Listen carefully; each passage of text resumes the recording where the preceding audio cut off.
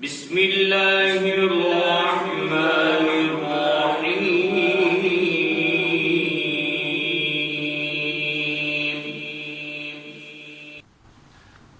ما قبل میں ہم ذکر کر چکے ہیں کہ اکثر احباب اب متمنی ہو گئے ہیں کہ تفسیر اور دیگر مسائل اور سیرت المصطفیٰ کے ساتھ تاریخ اسلام بھی پیش کی جائیں۔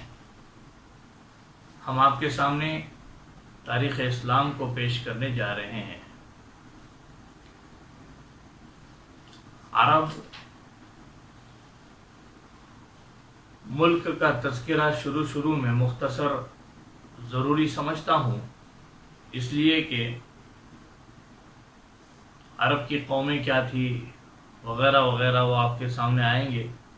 نبی کریم صلی اللہ علیہ وسلم کی پیدائش بھی مکہ شہر میں ہوئی، اور پھر حضور اکرم صلی اللہ علیہ وسلم مدینہ المنورہ ہجرت کر کے تشریف لے گئے، اور اسلامی سلطنت وہیں قرار پائی، اور حضور اکرم صلی اللہ علیہ وسلم اپنے زندگی کو دعوت و تبلیغ اور دین کی اشاعت میں صرف کرتے ہوئے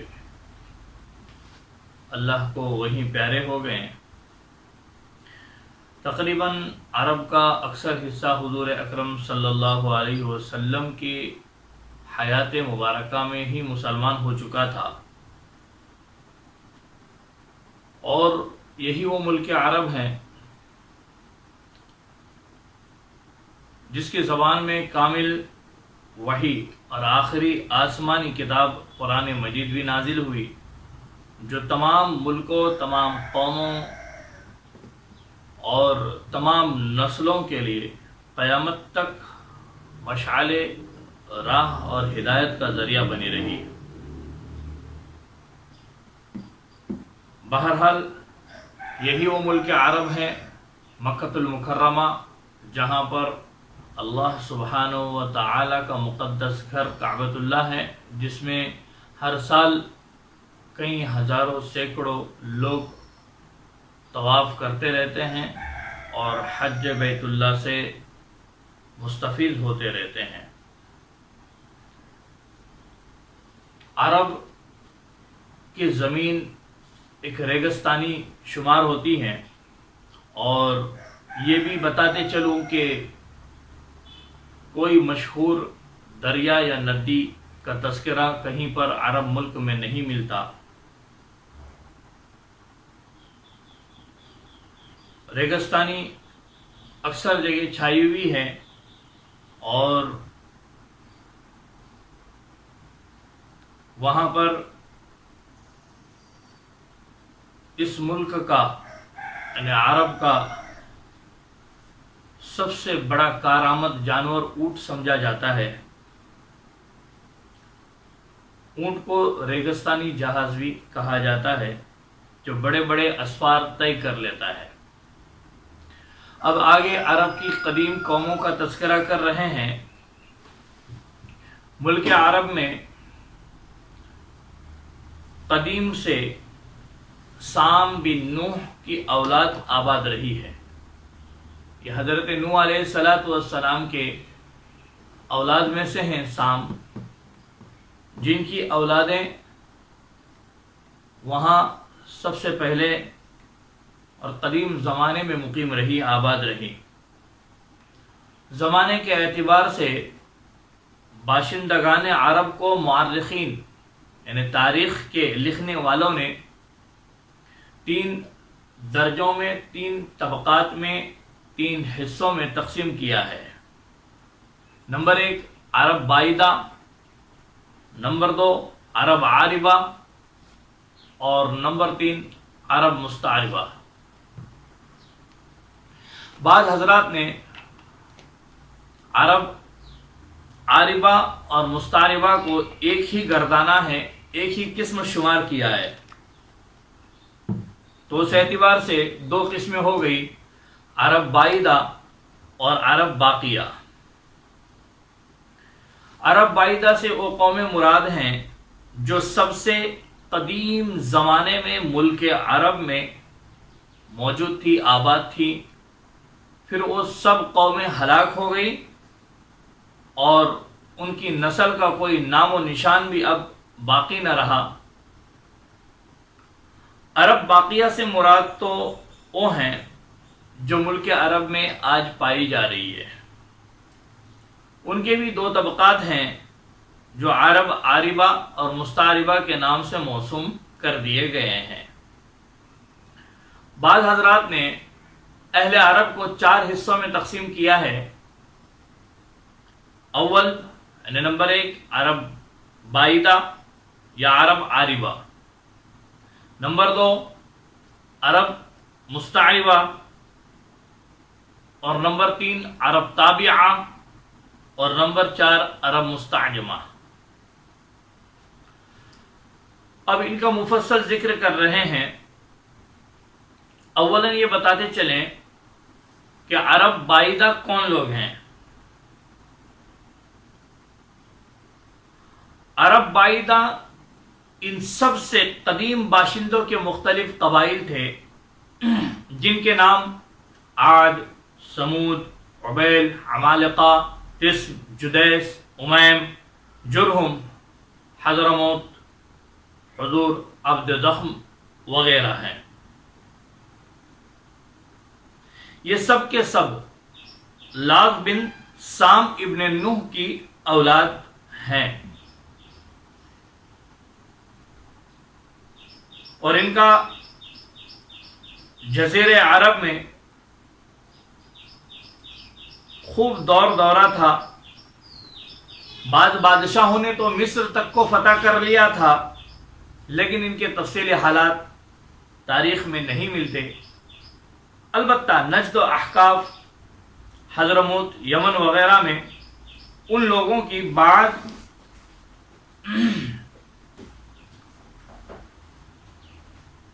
عمارات اور آثار قدیمہ، بعض پتھروں کے ستون، بعض زیورات، بعض سنگ تراشیاں ایسی موجود ملتی ہے جن سے یہ ثابت ہوتا ہے کہ یہ بڑے طاقتور اور بڑے صاحب رعب و جلال تھے۔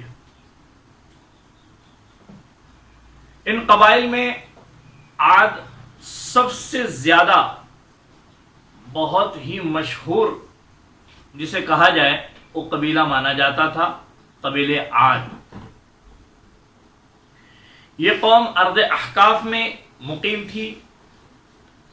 عاد بن عوس ابن ارسم ابن سمام جس کے نام سے یہ قوم مشہور ہوئی، عرب کا سب سے پہلا بادشاہ تھا۔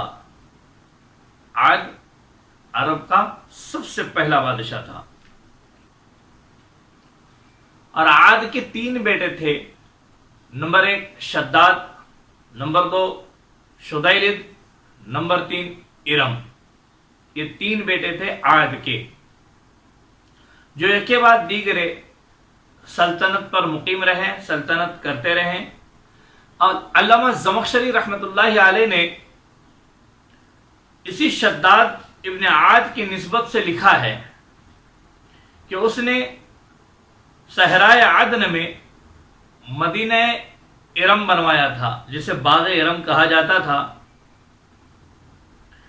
مگر اس باغ ارم کا کوئی نشان کہیں پایا نہیں جاتا ہے۔ قرآن کریم میں بھی ارم کا تذکرہ آیا ہے، لیکن اس سے مراد قبیلے ارم ہے، نہ کہ باغ ارم یعنی مدینہ ارم موجود ہے۔ غالباً ارم قبیلہ اسی قبیلے عاد کا دوسرا نام تھا۔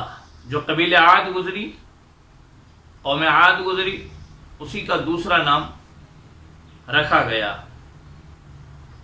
یا ایک قول یہ نقل کیا ہے کہ قبیلے عاد کی ایک شاخ تھا، یا قبیلے عاد قبیلے ارم کی ایک شاخ تھا۔ واللہ اعلم بالصواب۔ اللہ سبحانہ و تعالی اپنے قرآن مجید میں یوں ذکر فرماتے ہیں: الم تر کیف فعل ربک بعاد ارم ذات العماد التي لم يخلق مثلها في البلاد۔ اس کا ترجمہ یوں ہے: کیا تم نے اس بات پر نظر نہیں کی کہ تمہارے پروردگار نے عاد کے بیٹے ارم کے لوگوں کے ساتھ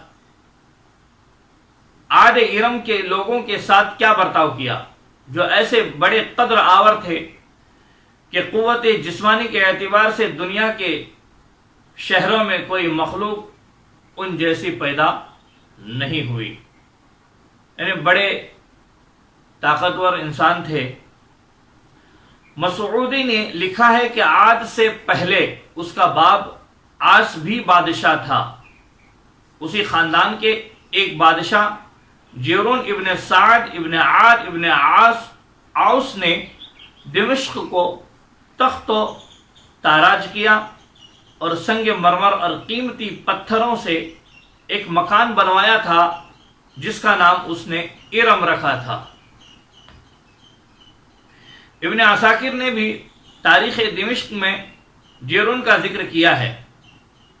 قبیل عاد یا قوم عاد کی طرف حضرت ہود علیہ السلام پیغمبر بنا کر بھیجے گئے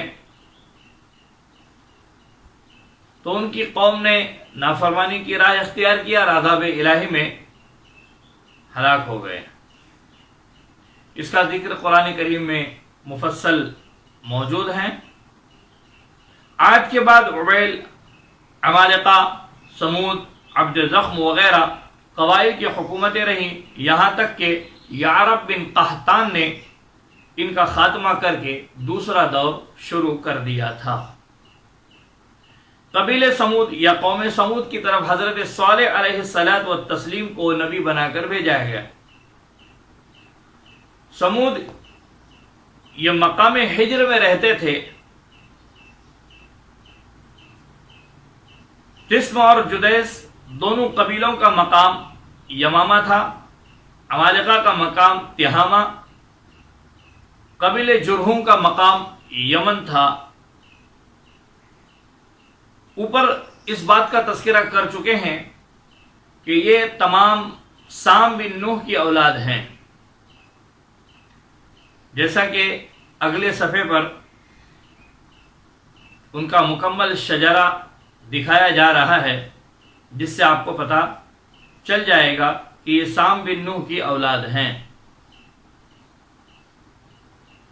یہ مختصر سی تاریخ کی شروعات کی گئی ہے اور آپ تک یہ پیغام پہنچایا گیا ہے۔ آپ سے ادباً عرض اور التماس ہے کہ آپ اسے آگے بھیجیں، خود بھی سنیں اور دوسروں کو سنائیں۔ جزاکم اللہ احسن الجزا۔